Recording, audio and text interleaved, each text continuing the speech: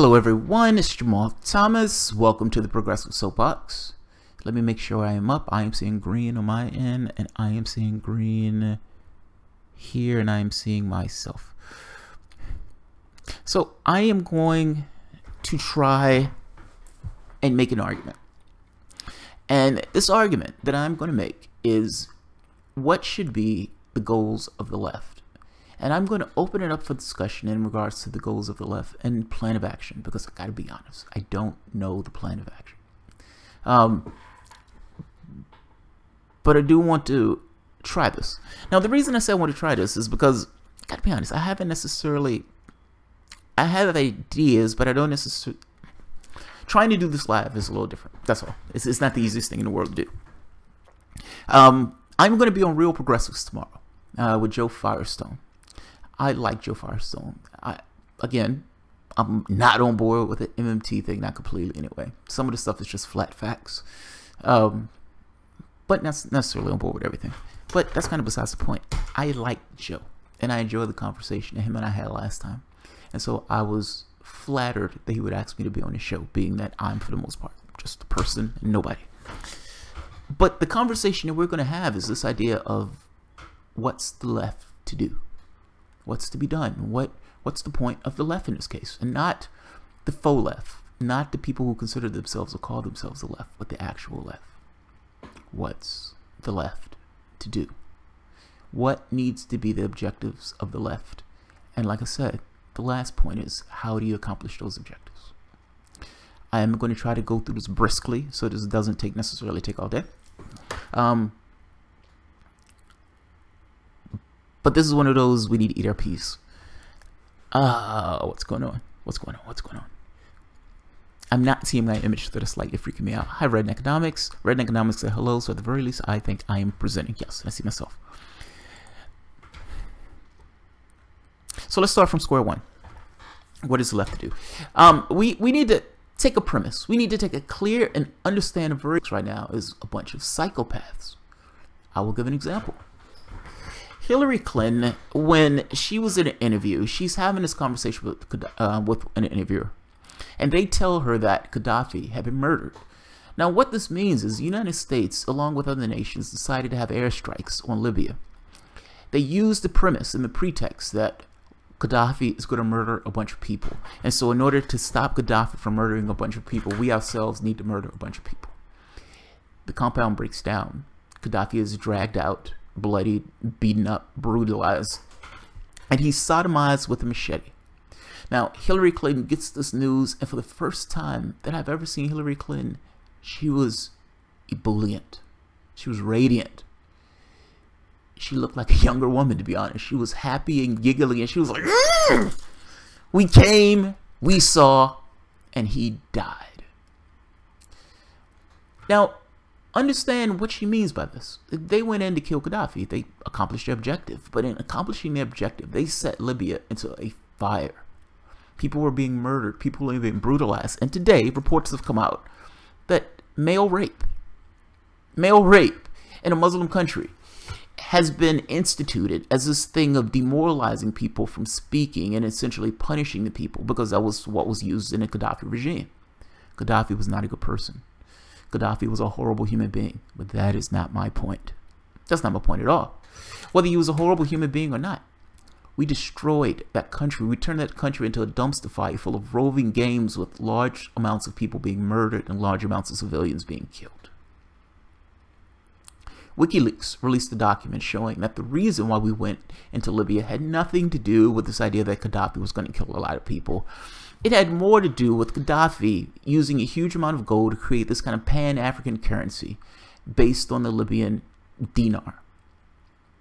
It was purely for economic reasons. This was in WikiLeaks. This was their documents. This was the document that came out in the correspondence between, I think it was Hillary Clinton or people in her camp, to somebody else. They turned that country into a fire for economic reasons, because they didn't want a united Africa, and they didn't want a competition for the dollar. The media thought that this was perfectly okay. The Obama administration, if you want to think they're better, Obama was killing thousands of civilians. using flying killer drones in order to go from country to country to country without any justification to do so from Congress, murdering large numbers of civilians. The media thinks this is perfectly okay. Donald Trump is doing the exact same thing in spades, increasing that number by a magnificent percentage. Bush wasn't any better. Clinton wasn't any better. The next person who's going to go into that office is not any better. You're run by maniacs and psychopaths. The media gives us a complete pass. The citizenry, human beings, the people in this particular country may not like it, but ultimately they're stuck between one party full of batshit crazy maniacs and another party that consider themselves sane maniacs. They're psychopaths. They would do whatever they need to do, cheat or kill, in order to take power and to keep that power. And for the most part, that's what they've done. Now, I say this to say that even though we're talking about what does the left need to accomplish, you need to understand what you're up against. You need to understand the quantity to which you're dealing with. And this idea of integrity and morals, these people using this thing of God and religion. When Paul Ryan gets up there and talks about him being a Catholic, Paul Ryan is full of shit. In the same way that when Hillary Clinton or when Obama gets up and talks about this moral and all this other stuff, they are also full of shit. They're using the tools to which they're accustomed to or to which they're given in order to affect their agenda. That's what you're dealing with. Get rid of this idea that integrity, morality, or any of those things have anything to do with the process. They don't. Leverage.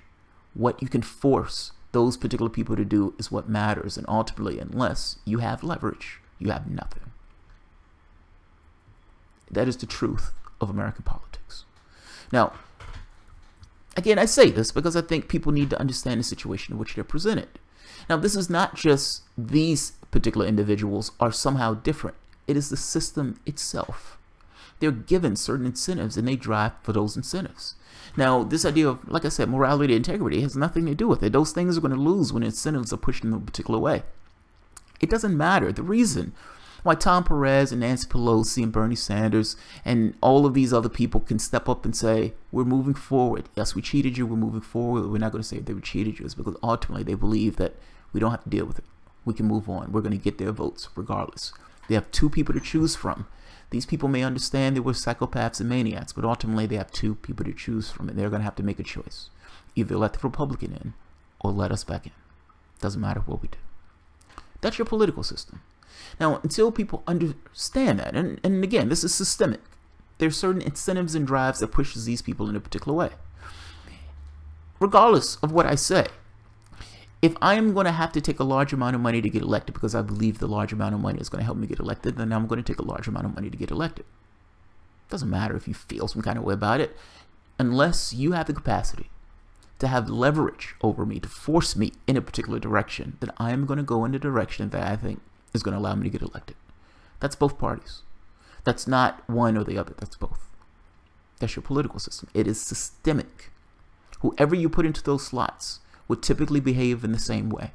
Every so often, you may get somebody with this superhuman level of integrity, but that is going to be few and far between. Ultimately, the people are going to respond based on incentives to which they're presented with.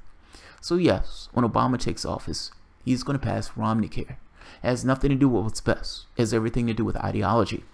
If you're looking at a situation where you're saying what's best in the sense of healthcare, certainly keeping markets over top of people in that system is not going to be best for the human being. It's best for those particular companies. It is not best for the human being. So yeah, you're still going to have 20 million people without healthcare. Yes, you're still going to have rates spiking 50 and 100%. And you're still going to have this conversation about healthcare 8 years after healthcare was supposed to be passed, with people still going bankrupt because of healthcare. It was an ideological choice. It was a choice based on the insurance companies and the people stuffing money in its pocket. It had nothing to do with you. This is purely systemic. This is purely systemic. Understand the situation that you're presented with. That's the first point. That point is important. You can't get past that point. These people are corrupt. These people are psychopaths. This is what you're against. The new left, the real left. This is what you're against. The second point. What do you want and why do you want it? I think that point is immensely important. And in the same way we scream at Tom Perez, what do you represent? That same question is presented to us. What do you represent and why do you represent it? Now, I would argue I would argue that if the left is going to make this argument, the left needs to determine why it's going to make a particular point. I would say that human beings were born with a particular defect. We were born into lack, meaning as human beings, we didn't necessarily have all the things that we needed to be a whole person. In the same way that the flower needs air and water and everything else, otherwise that thing's not going to be a flower. And the same way that cars need wheels and everything else, otherwise those things will not drive. Human beings are also stuck with the defect of needing things to be actual human beings. Air, healthy food, clothing, shelter, a sense of fulfillment, etc., etc. Right off the bat, you are presented with a problem. You're presented with a problem. It's a fundamental problem. Who does the labor? Who does the labor? Meaning, if you need things, if you need a house, if you need fresh air, if you need clean water, if you need nutritious foods, how are you going to get those things? That means somebody has to do labor. Now, as your society becomes more complex, that question becomes a little bit more monstrous, and we have came up with monstrous means as human beings to solve that question. We've always had disposable cultures, disposable people, slaves, serfs, customers, and employees. We've constructed a society with monstrous means in order to answer that particular question. That question, I would argue, is fundamental and at the basis of many of the problems that we have right now in our society. Now, the reason why I say this is because that means that there is a war to be fought. And I would say one of those wars to be fought is over the term freedom. What does it mean to be free? So, if I'm going to be utopian for the moment, I am going to be utopian. I'm going to bring that back down to our current time, because that's the only way I can think to answer the question. Meaning, you need a direction that you're moving into, and you need a philosophical reason that you're moving into direction. Otherwise, what do I have to judge you by? Saying that you want healthcare, you want education is nice, but I need a philosophical basis to which to judge you by. I need this kind of logical thing when I look at you and make a decision on what you're trying to accomplish, to understand what you're doing. Doesn't necessarily mean you're going to be ethical in everything that you do, but it does necessarily mean that if I look at what you're doing, I need something to judge you by, and I need a philosophical basis and a logical basis to which to say this person is moving in this particular direction, and logically it follows the steps that they're taking, the decisions that they're making. I need to be able to judge you by something. Now, let's be utopian. Assume for the moment that you lived in a mechanized society where your needs were met. There was no poverty. You had these little replicators that, for the most part, create anything that you need. If you needed to get from point A to point B, there was always some level of transportation to get you to those places. You had abundant energy and you had abundant food. As you walk on the sidewalk, your steps create a certain amount of kinetic energy. That kinetic energy is saved and stored and shipped somewhere to be used in energy production. The ocean currents generate energy. We're using that energy. The wind currents are creating energy. We're taking that energy. Sunlight is creating energy, and we're taking that energy. We are harnessing the energy that the planet has given us, be it geothermal or anything else, and that is clean energy sources. Your society is using technology in those ways. Meaning the wasteful energy of nuclear and oil are in the past. We're done with that. We've grown up. We've grown up. The secondary part to that is there are no food deserts. Ultimately, all of these abandoned buildings, or many of these abandoned buildings in one city after the next, hold food locations, these hydroponic locations where food is produced. All of these things are mechanized. All of these things, for the most part, are automated. And if there is a person that needs to be there, there may be a person that's there, but ultimately the process is an automated process. Same thing with transportations. If you have cars, those things take you from point A to point B. There may be trams that take you from point A to point B also, but ultimately, you have the things that you need in your society. There is no such thing as debt, because there's no need to have a such thing as debt in this case. Your needs are met. Now, there's still work in the society.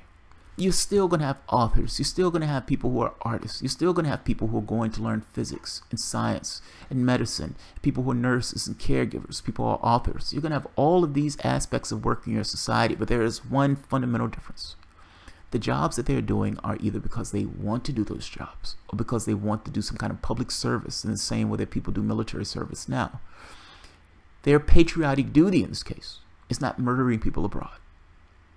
It's doing things within the country itself. Now, I would say that this society has a different view of things. Their hegemonic view is not this idea of profits over people, because profits in this particular case don't really apply. There may be some incentives for certain things, fair enough, but it's not the same that we have in our society. That is a fundamentally different society. That is a sea change in your society. You have work, you have labor, all of those things still exist, but there's a fundamental difference in labor that you yourself want to do, or labor that's being curtailed, meaning a person maybe works until they're 30 as opposed to a person working until they're 60. You're free. Now, and when I say free in this case, I mean there's a certain alienated freedom where the things that you need are just there. Now, this also means that decisions cannot necessarily be made from these purely ideological lines. Meaning you're not going to get a situation in Obamacare if a need comes up for healthcare. You're going to come up with a situation that works for the rest of the population. Now, I understand that we don't necessarily have the society, but I would say that having this kind of idealized goal in mind is a plus. It is a bonus. That society is not perfect. No society is perfect. But I would say it gives you something to shoot for and it gives you a goal. We don't have replicators. But the question is, do we have the capacity to move us in that direction? And the answer is yes. The answer is yes. You have two problems. You don't necessarily have the technology on tap right now to get you to that place. And you don't have the perspective of the rest of the population. You don't even have the perspective of half the population. You don't even have the perspective of a third of the population. I would dare say not even 20%. You have people who are stuck in a particular context and they have a hard time seeing outside the context they're in. They're indebted human beings. And they're propagandized to be told over and over again that you live in a free society because you can choose Pepsi and you can choose Coke. It's insane. Anybody with half a brain that looks up above, the propaganda can see, oh my God, we have all of these people in our prisons, 5% of the world population, 25% in our prisons. How is this freedom in any way? I didn't vote for the Trans-Pacific Partnership. I didn't vote to have all of these people from Wall Street hovering around the presidential office. I didn't vote for any of that. How's that free? How's that free? The war needs to be fought over what this term free means. Can you be free if you're living in poverty? Can you be free if you're sleeping on the streets? Can you be free if you don't have health care? What are you free to do? Die of cancer. Yeah, you're free to die of cancer without health care. You're free to not be able to get an education because you don't have $50,000 of debt over your head. You're free. We must understand that the term free is not this kind of absolute. It's not. Free to do what and to whom is the question that needs to be asked. We also must understand that any concept of freedom expands into something. And I know it's somewhat esoteric. But me saying this is mine and I draw a line around my house is excluding somebody else from coming into that particular house. Meaning me saying I own this. I am free to own this particular thing. By definition, excludes somebody else from having access to that particular thing. Something always expands into something else. Now, I say that to say, if I say the top 1% owns 40% of the resources, then that means that 1% of the population has drawn a line around certain things and saying, keep out. And I'm going to use the things of government, the things of government, the cops, the police, the military, the thugs who I give money to in order to protect private interests, to beat and jail and to murder and to kill anybody that trespasses on the line that I drew around my property. What does it mean to be free? What does it mean to be free? Now, I would argue that if the left is going to fight this battle in regards to what it means to be free, I would say two things needs to take place. One is corruption needs to be a very large part of that challenge. Nothing takes place if there are no laws. If there is no leverage, if there's nothing to hang over the heads of the people who are in power, nothing is going to ever get accomplished. The second part to that is do things. Institute policies and ideas. Stop having these arguments as if your argument is going to sway somebody. Your arguments need to be made from the standpoint of self-interest. Meaning, if I am making this argument of freedom, I'm going to make this argument from the standpoint of I'm going to do one thing after the next to give you an easier life and to essentially make you what I consider to be free. So yes, I'm going to try to essentially get houses to be energy independent. We're going to put solar panels on those houses. We're going to have governmental service to essentially allow those things to take place. Not allow, but to help. We're going to give you kickbacks and everything else to have you put solar panels around your house. If that means you can collect wind power, all that stuff, that's great. Any new house that's built need to be in a way that allows a house to harness energy in and of itself. I don't want you to have a power bill. I want that house to be self-sufficient. There is no reason why the house can't be self-sufficient or come pretty damn close.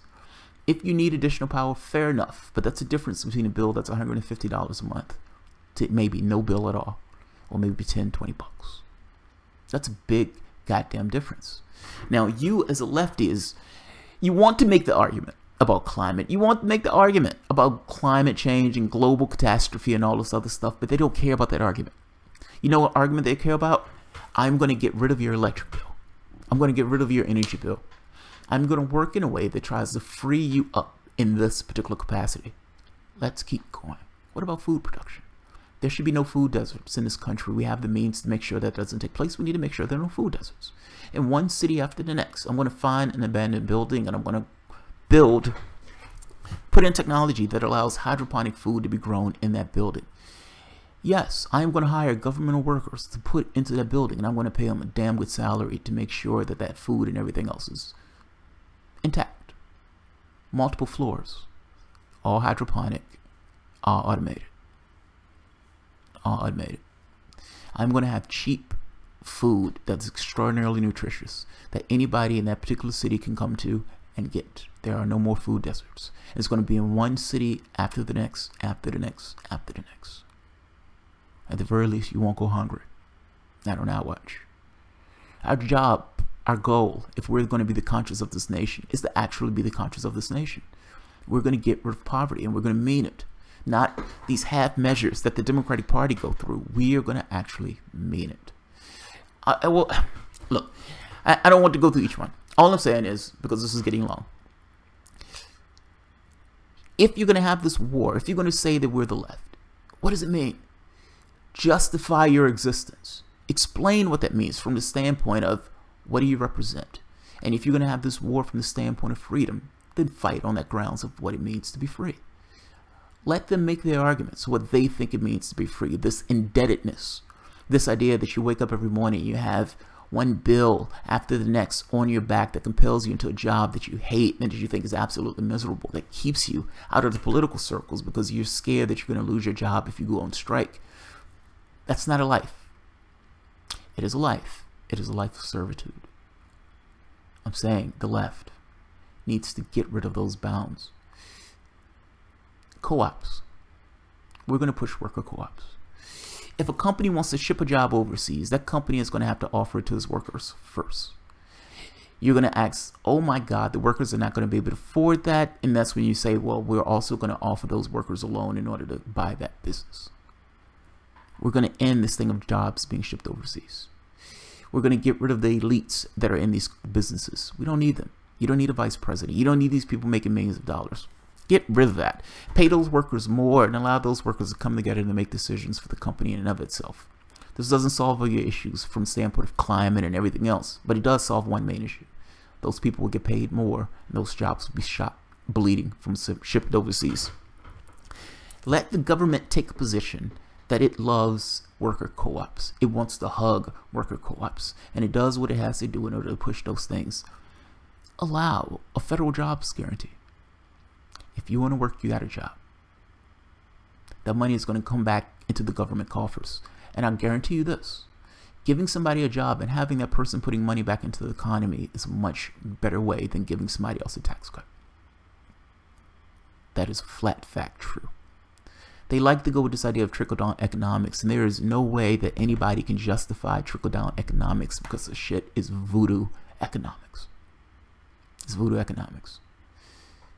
The goal is freedom. That's the goal. Now, I say that to say that there is no way, and it's more likely than not, we're not going to get to the ultimate place in our lifetime, and I would argue there is no ultimate place. There is no such thing as utopia. Your goal in the left is to pull the conversation to the left, to change the hegemonic view of things so you can push it further to the left. Right now, there's a hegemonic view of markets over profit, and for the most part, there's a massive amount of propaganda that tells people that that's the only way to be. Oftentimes, people can see the end of the world as opposed to the end of capitalism. I'm saying that needs to end. The left, a real left, the new left, the left that actually believes in things, the left that actually has a conscience. That left. If that left is going to be the conscience, if that left actually wants to have some kind of political influence, that left needs to come up with a platform and a plan. And I would argue that freedom and anti-corruption are beautiful plans. One policy after the next allows people to be more and more free. Are you telling me that a right-winger, and some might, but this idea of I'm not going to have an energy bill, that's not giving those people money per se, but ultimately you save those people like $100 a month. How much does that end up to in 10 years? Take it to the next level. Are you telling me that we're going to get rid of poverty? Yes, we're going to get rid of poverty. If you want a job, you got a job. At the very least, you're not going to have this. And this is two things, by the way. You don't have to raise the minimum wage in this case. The federal jobs guarantee forces the other companies to raise their minimum wage. That's the key point. This deals with two things. It deals with automation, and it deals with bleeding jobs overseas, and it deals with this income inequality. It also has this thing of putting a dagger in the heart of the elites. Last point, because there's a lot of these ideas that you can go with, but this one last point is important. Any change or anything that you win, the plutocrats, the rich, the pigs that walk on two legs, the guys who want to steal and take each and everything and exploit those people, they're going to do any and everything in their power to claw back each and every gain that you might have made, meaning this is an existential struggle that you need to win. This is not about going back and forth. This is not about continuously having the same argument. This is about winning. This is changing the view of society itself to be on your side of things. You're going to have a minority of people in the country who are always going to be, or at the very least, have this idea that they want to have more, that they want to have more status, that they want to have more resources, they want to have more control. Having access to everything is not enough for these people. They want to have more control over you. They want to have more control over you. Those people need to lose. Flat out. Those people need to lose. There is no compromise in this situation. Those people need to flat out lose. Otherwise, you're going to continuously find yourself in the same argument. And any game that you make, they're going to try to claw back. You need to break their fingers.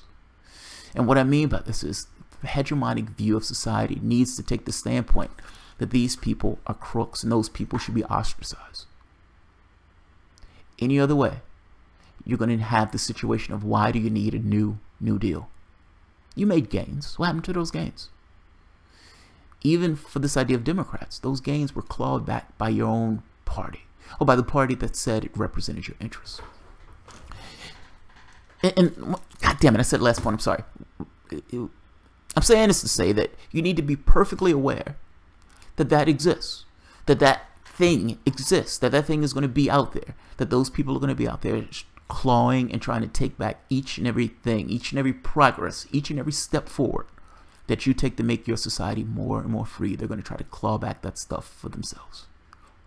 Don't let them. Whatever you do, you need to have a persistent organization that's running behind the scenes in the background, fighting that battle. Call it Section 31 if you want, whatever you want to call it. And last but not least, radical transparency. There needs to be things and structures in place that can rescind any particular politician that you put up in the new left and rip their ass out of office. Period. leverage is essential. You need to have the situation where you can destroy these ideas of corruption, and you need to have things and institutions in place that hold these people accountable. Now, nobody in their right mind wants to be persistently paying attention to the people in those offices. That's just a flat fact. I want to live my life. I want to be completely alienated from the things that take place. I want food, I want water, I want shelter, and I want those things made readily available to me. I don't necessarily want to have to continuously look at the politician to make sure he's doing his goddamn job.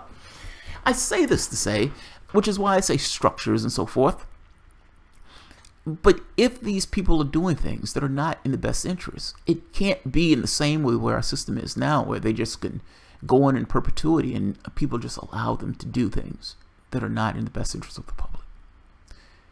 Whatever this thing, this new left, this real left, this left that believes in things, whatever that is going to be, whatever form that is going to take, you need something to be able to hold those people accountable and rip their ass out of office if they're doing things that is not in your best interest or is not in line with the party's platform. And I don't mean platform in this thing that's completely ignored. I mean platform in this is your list. This is your marching orders. Each and every person that considers himself to be a part of this organization is following this playbook. Period. There is no deviation from this. There is a bottom line minimum that you are willing to do, meaning these are the things that we agreed upon as a population, and these are the things that you're going to do in that office. And doing anything counter to that is going to be immediate expulsion, or at the very least, rescinding. We're going to pull your ass out of office. You're expelled. I think this part is somewhat essential. Otherwise, you end up with the same situation you have now, with people doing things that has nothing to do with the interests of the public. Hillary Clinton was the most hated person in politics up until the point Donald Trump came in. Didn't stop the party from putting her up, because the party cynically assumed that Donald Trump was bad enough where you would vote for her regardless. And for the most part, they were almost right. And don't get it twisted. Donald Trump, fucking horrible. Ronald Reagan, fucking horrible. Obama was fucking horrible. And none of those people cared. He gave two shits about what the public wanted. If you're going to be the left, be the left. Be the left.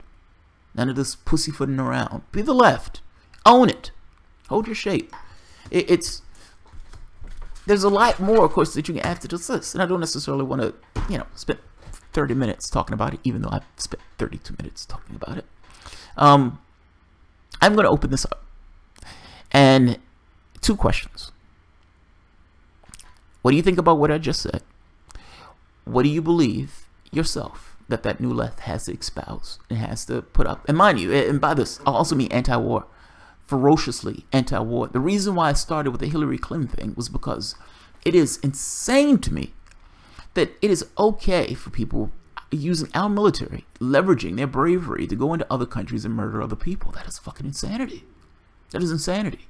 The public doesn't necessarily like it, but ultimately the public feels trapped in this way between these two parties. The new left needs to be viciously anti-war. Every bomb that we drop, every person that we kill is another terrorist that we've created. From their perspective, a freedom fighter. From our perspective, a terrorist. They're trying to kill us. They're not trying to kill us because they don't have a reason to. They're doing it because from their own context, based upon the things we've did, this is a rule set that we've ourselves created. We're shocked as shit when a terrorist strikes. And it's almost as if we act like this came out of the void. I don't understand what we did. We were just bombing and murdering people for the last 16 years. Why do they hate us so much? Alright, I'm opening up. I ran my mouth for 30 minutes. And I tried to keep it concise. I don't necessarily know how to keep that concise. What do you think? What do you think? What's the two questions. What do you think that the left, the new left, the left that believes in things, needs to espouse? And two, how do you get it accomplished? I am more fascinated by the second one. How do you do it? How do you do it? All right, let's see. Oh, wow. All right. All right, so that's people saying hey, hey. All right, a bunch of people saying hi. Dax Jacobs and Jamal, did you see if Bernie Sanders runs, it will be as a Democrat? Yeah, I assume that one. Totally assume that one. Brom SL1, so Bernie wants him and his supporters to be cheated again. What the fuck? Bernie Sanders is not even willing to call cheating. He believes that the process is going to be somehow different, even though he gives Democrats a complete pass in this particular process. That is insanity to me. That's insane. That's insane. Yeah, I agree with you on that one, Dax. I agree with you on that one, Brom. Frig Dax, hi Jamal, have you read of Justice Democrats? Yeah, we know of Justice Democrats. Yeah, we do. Eval79, definitely would never donate again to him. Understood. Bernie is currently the most popular politician in the United States according to polls. The second run will be different from the first. Frig Dax, I agree with you on that one. I agree. If Sanders runs again, Sanders will get my vote. I told you my morals aren't as pristine as Debbie's on this. I want to move the ball forward. I think it will be a fundamentally different run with Bernie Sanders believing that he is the person who should be in that office. That's a different perspective. That's all. Civil disobedience. I'm with you, Dax. And let's see. D. Martin. Instead of infighting, the Greens could do themselves a favor, put Stein out front early. It couldn't hurt, and it would provide some needed focus. Here's your problem, man. Breakthrough. The problem is breakthrough. The problem is going to be the same problem that Draft Sanders runs into. How do you break through? How do you get through this thing of this two-party duopoly where people don't necessarily think of a third party as an option? That's your question. That's the fundamental questions that the Greens have yet to be able to answer. They have this chip on their shoulder saying that, hey, we're all across the United States. We're all across the world and everything else. That may be true, but we're talking about the United States. And ultimately, you have this system that's rigged in favor of two parties. How do you break through? Now, Democratic Socialists of America have found, to some degree, a way to break through. These guys are running as socialists. Green Party couldn't do it. I don't know what's wrong with the Greens. Catherine Hodders. There's no reason it can't be that way again. It's a matter of choice and courage to stand up for it. A civil disobedience. I volunteered for Bernie too. I'm not going to do that again unless he wins the nomination. Yeah, I understand that.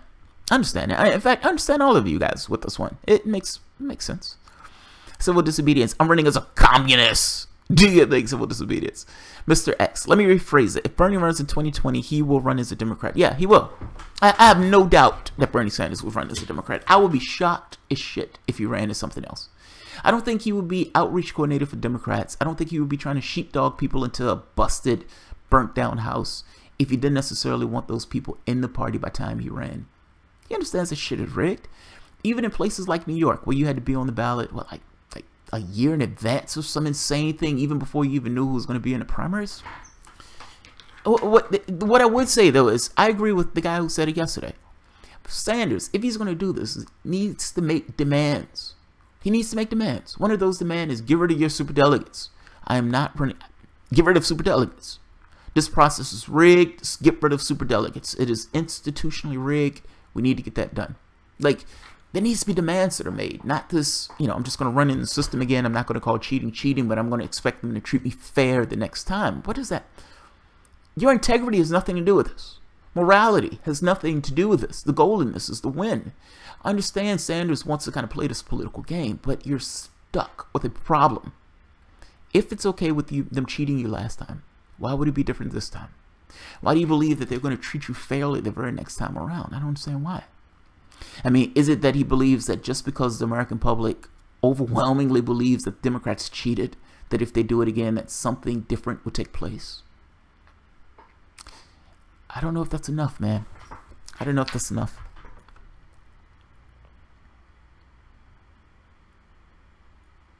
Civil disobedience. Been on the streets and found that freedom does not exist in the 9-to-5 world. No, you go into dictatorships. Your company, for the most part, owns you from the time that you're with that particular company. And it gets worse than that. I mean, you have people in the company who are vying for this kind of top spot in the company to make themselves look more appealing to the company. I want to be the slave with the biggest muscles. In which case, you have some people who are working remotely, some people who are working later than what they should be, which forces other people in the company to work later. You're not getting compensated anymore for it at all. They're using your labor. It's alienated labor. You get nothing for the products of your labor other than the paycheck that you get. But understand, you're being exploited in that process. That's not freedom. That's nowhere near freedom. You've been convinced that working a 9-to-5 job, in some cases working 40 and 50 hours a week, being completely vulnerable, is somehow freedom. Let me disabuse you of that opinion. It is not. It is the opposite of freedom. It is the opposite. My uncle laughs at me when I talk about independent parties. Robert Pouquet Ray. Brahm SL1. I can't remember when I heard it, but there is the best definition of freedom. You can access to those who hold power goes up as your access to resources diminish. Your access to those who hold power goes up as your access to resources diminish. Yeah, that's true. So that foaming at the mouth asshole plutocrat that was on TV talking about, you know, he was fucking angry at Democrats because Democrats was talking about class. How dare they talk about class? I'm not going to buy them and give them money if they continuously talk about class. How dare they say that millionaire and billionaire word? The guy was foaming at the mouth. It was fucking amazing to watch. I love to see it. Everybody should see it. Brahm SO1, resources also equal opportunity. Yeah. Why do you think I always said the issue is class, not race? Why do you think I said it? Ultimately, what you have in your pocket, you're in a capitalistic system. Your freedom in that capitalistic system is purely dependent upon your resources. What do you have access to? How much money do you have in your pocket? Where can you vacation? What can you eat? The air that you breathe? Where you live? All of those things are dependent upon the cash in your pocket. You're working 40, 50 hours a week, barely making ends meet. You're living in a slum. You're completely vulnerable. You have people robbing certain areas. You don't necessarily know if your kid is going to get to school safe. Is that freedom? Is that freedom? You don't have health care. Are you free if you get cancer without health care? I'm making this point that the definition of freedom needs to change. Republicans use the term freedom. It doesn't apply to you. It doesn't apply to you. It applies purely to the people who are paying them. When they're talking about tax cuts and freedom and all this other stuff, yeah, it is more freedom for those people who essentially have immense means where they can give these guys millions of dollars. It doesn't refer to you. Same thing with Democrats. Mr. X, Draft Bernie needs to be shut down. He is not considering running for a third party. Draft Bernie is changing their name to a People's Party. They're changing their name to a People's Party. They left the door open for Sanders to come, but they're not waiting on him.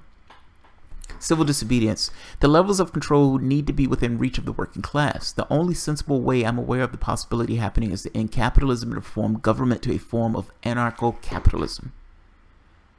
Anarcho-capitalism. Fuck. That's even worse. I mean, that takes capitalism and put it on steroids. I mean, I don't know any other way. I mean, if you're looking for a system to which you would be more vulnerable to the you know, the overt wealth, these people, the top 1%, where you don't necessarily have a governmental apparatus to stand in the way. Believe it or not, even though government is not necessarily working in your interest right now, the entire point of it is to be the arm of the public in that sense. This kind of this thing, these levers of control that the public has to make decisions in the way that their world and their society is arranged. Getting rid of that just allows one lever of power, meaning the plutocrats. Is that what you actually want? Do you really want the 1% making all the rules? So something like the Trans-Pacific Partnership passing, and these foreign entities, these companies, can take the United States government to court if the government is doing something that adversely affect their profits. I'm sorry, man. I think that's insane. Fucking amazing. We got a huge battery right next to us. We don't use it. Yes, agreed. Mr. XD Martin, hello.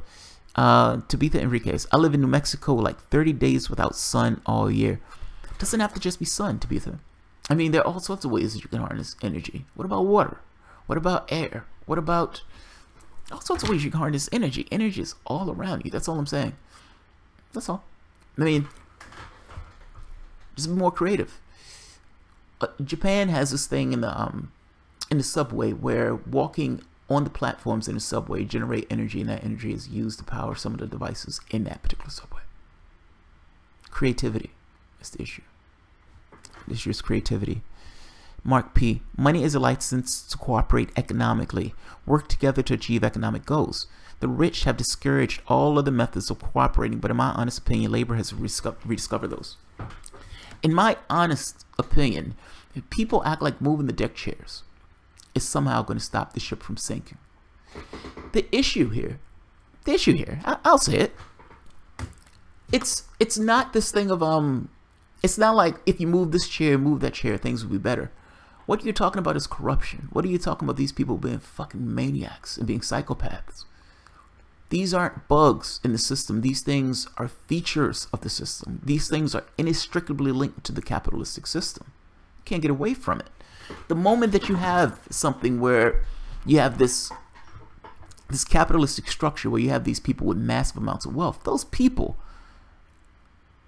have a vested interest, just from an incentive standpoint, in controlling levers of power that may be able to control them. Meaning, I am going to use my wealth to put my fingers into the political apparatus to allow that to advantage me more. They will be crazy not to do so. They'll be crazy not to do so.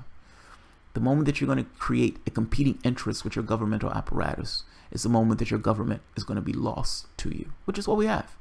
They're not crazy for doing it. You've told them that the goal is to maximize their profit. Okay, how are you going to maximize your profit?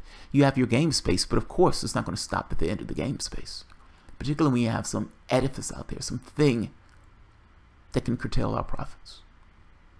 We need to get our fingers into that. Hey, I can give massive amounts of money to these politicians. These politicians believe that massive amounts of money is necessary to get elected. If they believe it's necessary to get elected, they're going to do what we tell them to do because they're going to be dependent on that cash. I don't give a shit what they say about their religion. I don't care what they say to their populace, meaning to lefties or whatever else. Ultimately, they're going to do what they're told to do. And next time around, they're going to vote for us again because the other side are maniacs. This is not this thing of labor. This is not this thing of workers needed to assert themselves and everything else. Workers do need to assert themselves. But your issue is systemic. Your issue is systemic. These things are principles of the system, not necessarily, aberrant behavior in the system. It's the system itself. It was like 20,000, but most people pay zero and pay little each month. To be Enriquez, I wanted to get each home away from paying energy MTH. After MTH becomes producers instead of consumers, kick them where it hurts, and self-sufficiency. Yeah, self-sufficiency is where you're trying to go. That's my point in this guide, freedom. Left for life homes, living La Vida Lefty. That's funny. Edge of deception. The current system props up the American money, yes. To be Enriquez, I believe we can create a map of renewables across us. Solar out here in the Southwest. Yes. Yes. That's my point. That's my point. But here's, again, this is an issue of perception at this point. The problem is perception. You have the technology to do this. You don't have any issue in the sense of having technology. Your technology is there. Your issue is one of perception. Who owns that particular stuff? And your capitalistic system has vested interest in oil and nuclear. And trust me, they do not want competition. They don't want competition. So those particular entities, that interest, has a vested interest in putting their fingers into politicians to do things to curtail solar and wind and water energy and all this other stuff. It's your system itself. Your system breeds corruption. You've told these people to maximize their profits. What are they supposed to do? Allow competition? Why would they allow competition? That adversely affects their profits.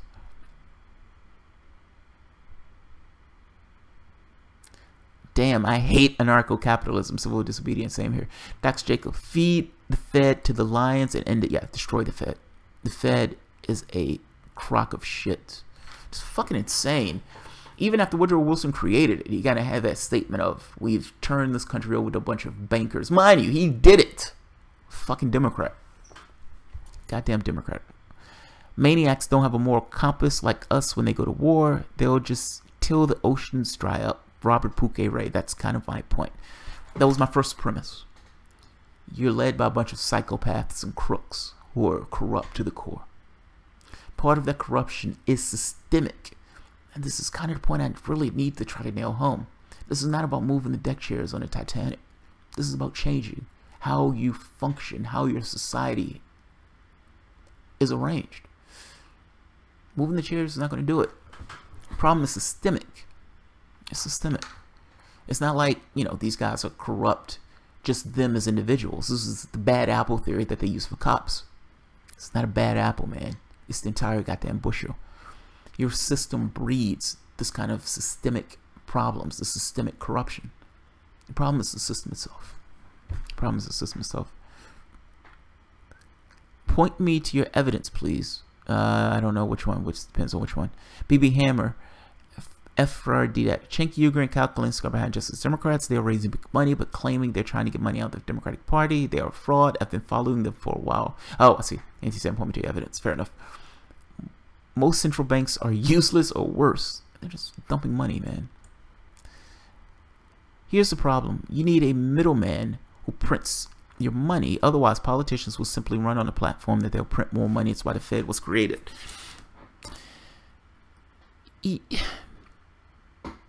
Yes. Yes, kind of, but yeah. I don't answer that one yet, but yeah. Horrified Heartlander. Money should not be created, only create debt. Ah, that's right. So right, you've created a system. So right, I understand what that's why the Fed was created. But come on, you've created a system where a bunch of bankers charge interest on every dollar that's created. That is fucking insane. That is insane. The United States government has vested power to create greenbacks. It creates cash. It creates currency. You're the state. You can make whatever money that you want. And you've decided that you're going to allow a bank to take over that responsibility and charge you to print your own money. How does that make any goddamn sense? How does that make any sense? That makes no sense at all. I'm sorry, that makes no sense. I'm going to let you charge me for my own money? Yeah, screw that. Down with the Fed.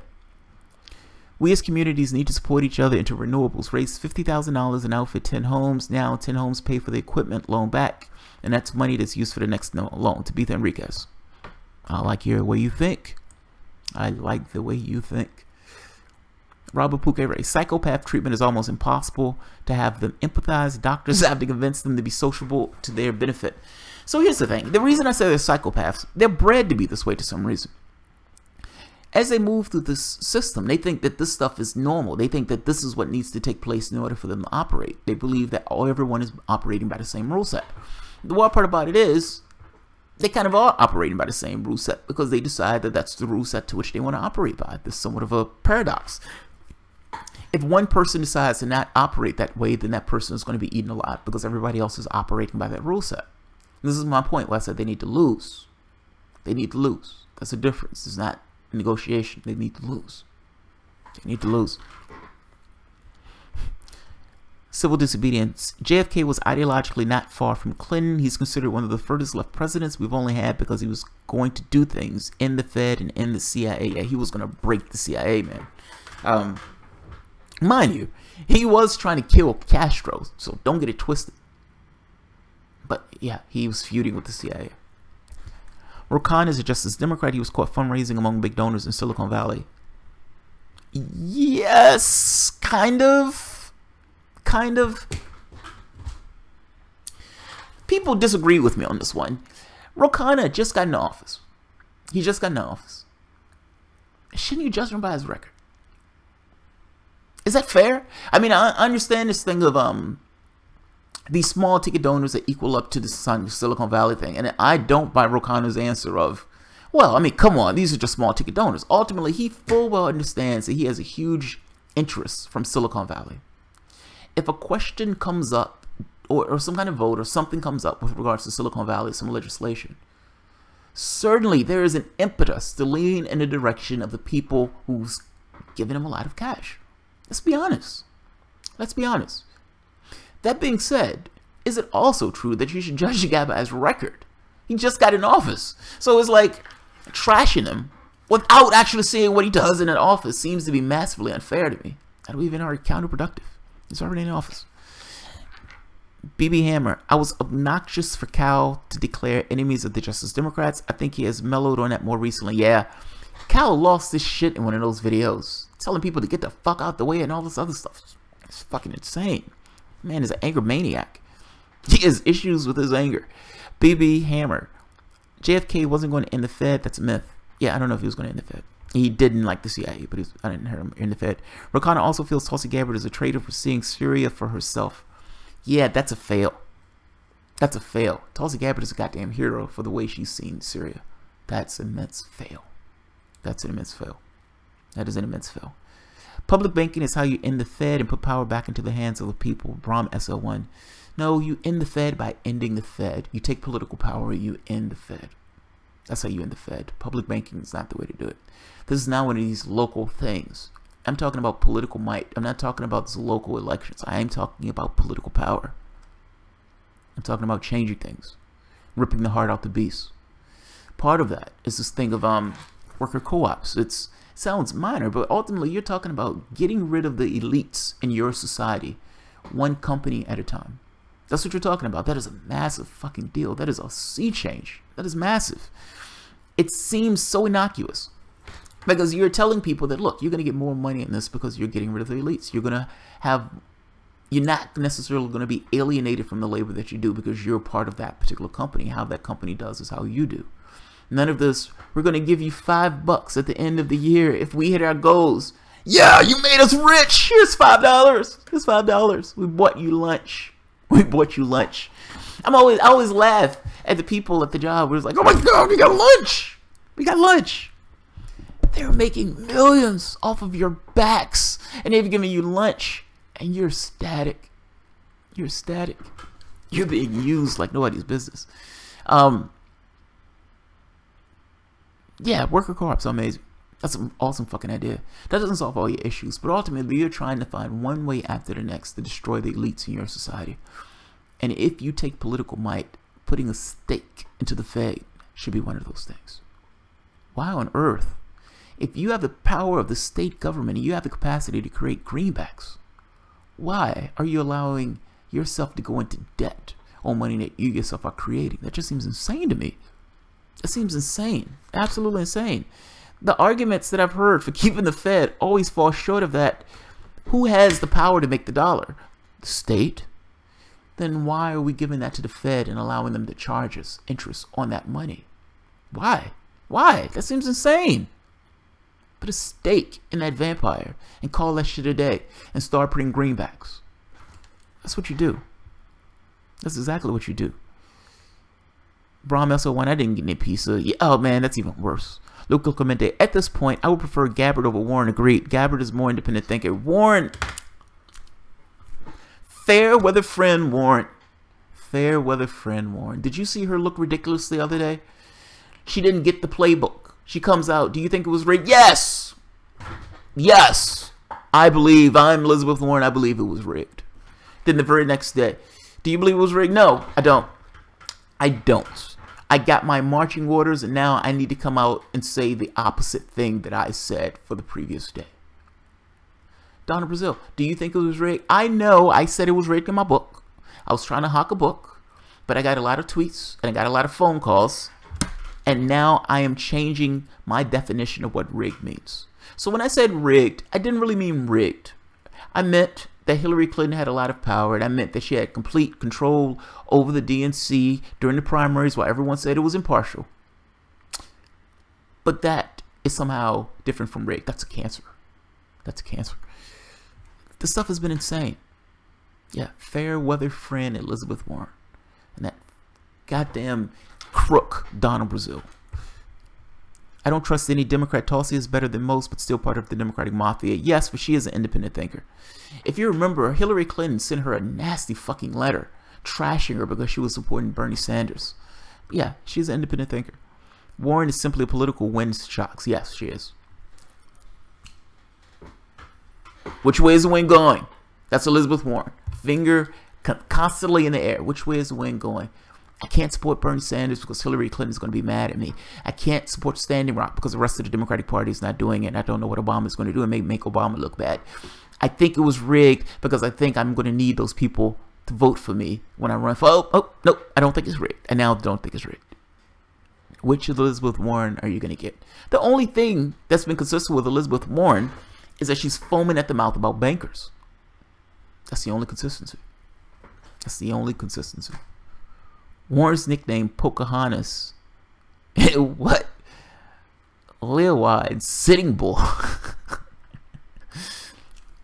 gotta be honest. The Pocahontas thing is funny to me. That's fucking funny to me. I am part Native American. That is fucking hilarious to me. That's fucking hilarious to me. Donna Gaffney. Fuck Warren. Brom SL1. P. Brom nailed it. Tulsi supported anti-Russia legislation a few years ago. She caves on foreign policy issues sometimes.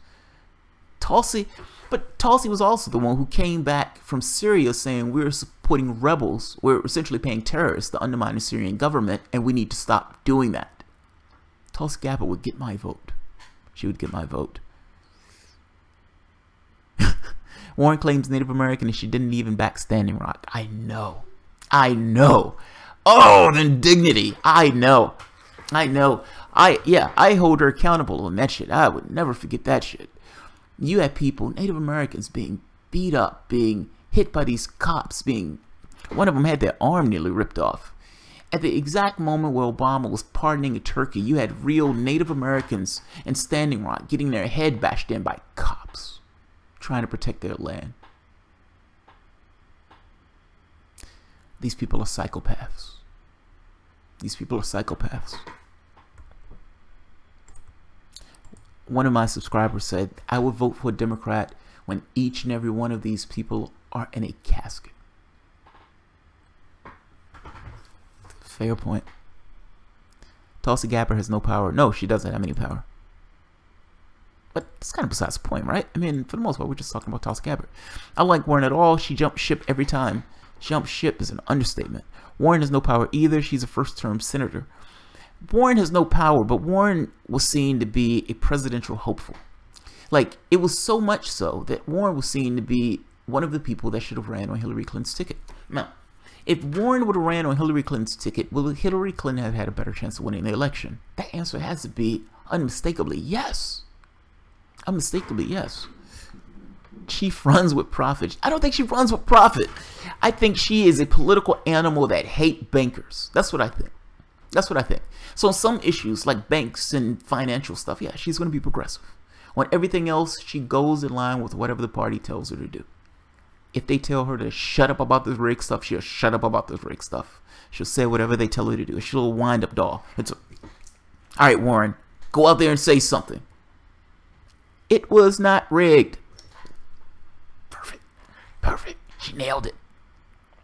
What's worse, traitors in your ranks like Warren or your run-of-the-mill Republican asshole? Oh, Warren is worse. I have no expectation of Republicans. Zero. I expect them. Well, I know that sounds weird.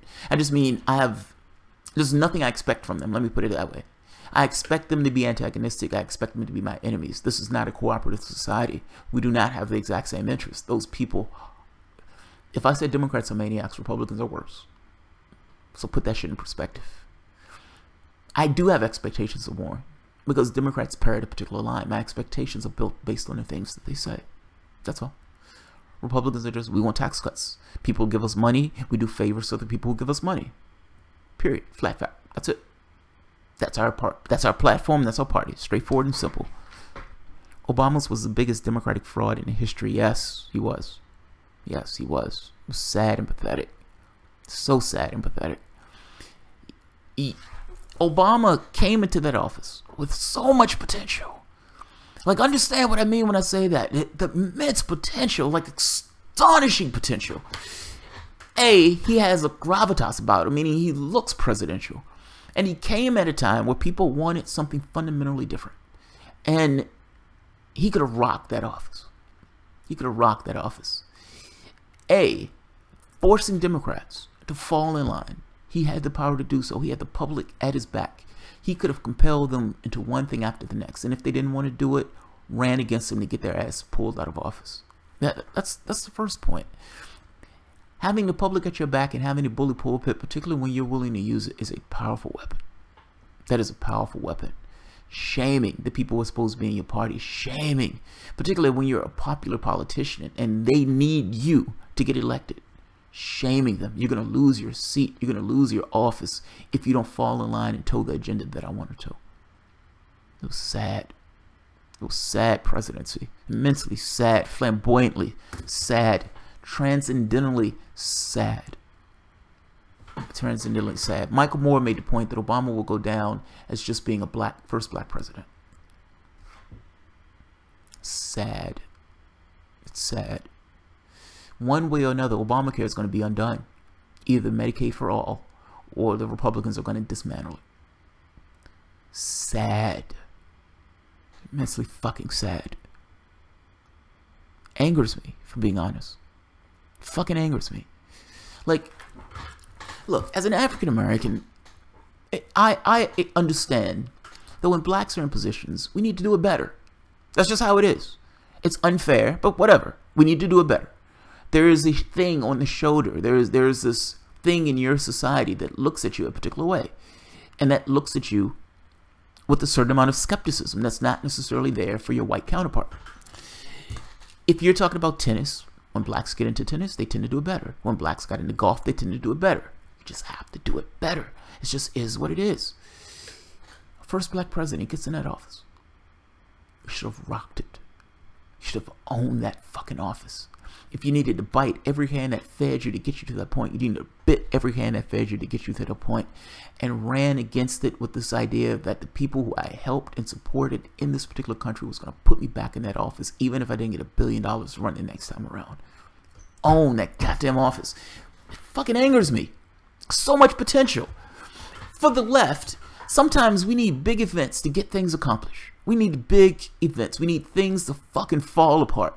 So you had the Great Depression. You had FDR coming in and rocking that goddamn office because you had the Great Depression. Those bankers bow their heads because they had to bow their heads because the public was angry and they knew that ultimately FDR had the power to inflict his will. Obama had that same clout. When he went to talk to those bankers were terrified, and he should rip their goddamn heart out. He didn't do that. I am the person standing between you and the pitchforks, and here's a bunch of money. Now go and do what you need to do. And yes, I'm going to let the mortgage and the homeowners go belly up. Good job. I'm going to pass a TPP that's going to stick a knife in the back of workers. Or I'm going to try to pass a TPP, which is going to stick a knife in the back of workers. And no, I'm not going to do anything to support unions. Yes, I'm going to let Scott Walker destroy the unions in Wisconsin. And yes, I'm going to stand by and not do a goddamn thing. Fucking failure. It's a goddamn failure. I'm sorry. It's a goddamn failure. Yes, I'm annoyed by this. I had expectations and hopes, and you can say maybe I shouldn't have had those expectations, but I'm a human being, and I'm judging him based on the way in which he ran his campaign. So, yeah. We thought we were going from A to Z with Obama, but we went from A to B. Yes, agreed. BB Hammer. Barack Obama has appropriate initials. He smells of corruption. Look, he's like every other president, for the most part, every other Democratic president. You take a bunch of money and you give that money back in favors from the government to the interests that put you in that office. Meaning, no, I'm not going to pass Medicare for all. No, I'm not going to pass a public option. What I am going to do is take a bunch of money from drug companies and everything else. And I'm going to protect those drug companies by allowing them to charge American citizens, to people who voted for me, whatever they want to charge us. I'm going to maintain healthcare companies, meaning they're going to still be able to make their profits and pay themselves millions of dollars on the backs of the sick. Think about that. That's fucking sick. That's sick. And then you have Democrats backing this up as if it's some awesome fucking thing. You know, when you have this conversation with Democrats, you point this stuff out, they usually just make excuses. Oh, but Republicans.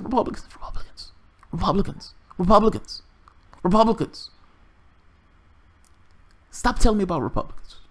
Your president failed. This president, our president, he failed at whatever his objective was. I don't even know what his objective was. Maybe he didn't fail at his objective, in a sense. At the very least, maybe the objective that he said he was going for is a very different objective than what he was actually going for. This hope and change shit was in, yeah. This idea of hope and change, this glorious win, went into this bitter and depraved sameness when the reality of the situation appeared to everybody.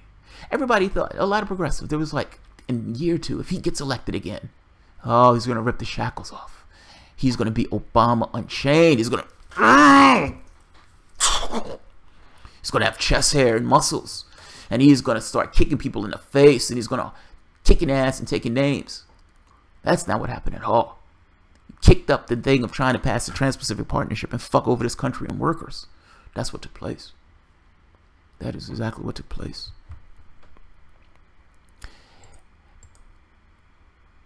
In no way did we have any conversation whatsoever on how do you get this stuff accomplished. We completely bypassed that conversation altogether. Hope and Change was about changing humanity. No, it wasn't. No, it wasn't. Not at all. I am Paglashi. Well, the lesson is, never cut a deal with the dragon. Yes, agreed. Horrified Heartlander, bitter and depraved sameness should be seared into our memories. It should be. Because that's exactly what it was. All of these high hopes fell to the ground of sameness. Need new Progressive Party. Democrats are deceased. Donnie Cafferty. That was kind of the point of this conversation. That was kind of the point of this conversation. Those are my thoughts on what that new party needs to go for and represent. We completely missed or avoided this topic of how do you accomplish it. And maybe that's going to be a separate video by itself. This has hit an hour, so I am going to try to end this here so it wouldn't necessarily go too far. I'm probably going to do another video after this. Jamal, what do you think of the QAnon frenzy? I don't know what that is. The Democratic Socialists of America are fucking awesome. They're just, for the most part, they're socialists. They just believe in this kind of democratically elected people who, for the most part, take on this kind of socialist agenda. I like them. I like them. They're a hell of a lot better than the things that we have right now. That's true. Obama did have a mandate. Obama definitely had a mandate. Definitely had a mandate. Robert Jackson, what about our values? Your values hefted against winning. Oh, that's a dilemma, right? If you're in a situation where you're in a sea full of maniacs and psychopaths, your values are a problem. Better tuck your values away. Your goal is to win. It's a hope and change thing. It's just to trigger lefties respond incredibly well to, yeah, agreed. In the same way that right-wingers responded to this thing of make America great again, this dog whistle campaign. Same thing. It's just cut for the left and to the right. Donald Trump may hate Obama's guts, but he certainly just mimicked his campaign for right-wingers. They fell for it, hook, line, and sinker. Darius Adams chess tonight. My wife didn't want to play. To be the Rickheads, I want us to cut the military budget to fund healthcare. Agreed. Just cut the military budget regardless. Cut it regardless. We shouldn't be out there murdering civilians abroad. Considering how Republicans are on a mission under Obama, notably Bessie did little for blacks. Oh, you know the funny part, and I'll leave it at this. I had a conversation with a guy when I was at Convergence, black guy, and he says, I don't think blacks were ready for a black president. That's a fascinating conversation, right? Were African Americans ready to deal with the rigors of having a black president? This is one of those yes and no things. I mean, you touched them with kid gloves because you understood that they were going after him so unfairly, so viciously, and some of those attacks were blatantly racist. So whatever you thought of Obama himself and the policies, the behavior towards him, if you were African American, almost forced you to be on his side. You didn't have a choice. It's almost like, you know, from a standpoint of identity, do I want these people, do I want what the attacks that these guys are using to prosper on them? And the answer is no. The answer is no. I don't necessarily like the precedent that they were trying to set. By the same token, does that mean you give him a free pass? From Obama's standpoint, you know, they told him once before, you can have a president that just so happens to be black, but you can't necessarily have a black president. There's a difference in those things. There's a massive difference in those things.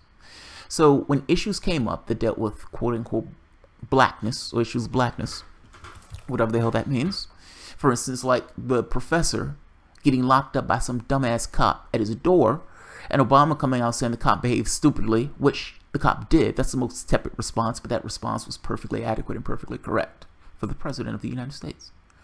Right-wingers howling, howler monkeys, howling. Now, they're not howling because they overly care about this. They're howling because they want to use political points. They want to get the racist base, and they want to get the whites who believe that there's no such thing as racism, which most whites believe, and say to themselves, hey, this black president is making this about race. Obama bowed his head and came out and completely undermined his own position, subverted the other African Americans in the country that deal with these fucking cops. Let's have a beer summit. Why are you inviting that dumbass cop that overstepped his authority to the White House? Why? Why? Hold your shape. Do you honestly believe that if the situation were reversed and Donald Trump was in that position, that Donald Trump would have any way given any inch to the howler monkeys? In no way would he have given an inch. It bothers me as an African American to see the African American president bow his head. He's a president of the goddamn United States, and he's bowing his head to people howling at him. He was perfectly justified in his comments. He could have went further in those comments. He bowed his head. Let's have a beer summit. Let's have a beer summit. I'm terrified. Let's have a beer summit. Fuck the beer summit. This has nothing to do with a beer summit. They treated the guy unfairly. They locked him up at his own front door.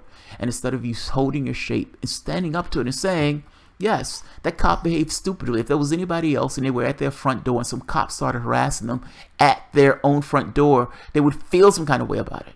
Are you telling me it's not overstepping his authority to arrest somebody at their own front door? Come on. Come on. Some of this stuff bothers me. I would imagine some of this stuff bothers other African Americans. But again, they weren't going to hold him on it. You must treat him with kid gloves. He's the first black president. You don't want to attack him. The guy might have had a point. The guy might have had a point. But it's necessary. That's the point. If there is another, I guarantee you he will be treated differently. He will be treated differently by the black community. So, yeah, it annoys me, man. That part annoys me. That part has always bugged the shit out of me. Don't subvert your position in that way.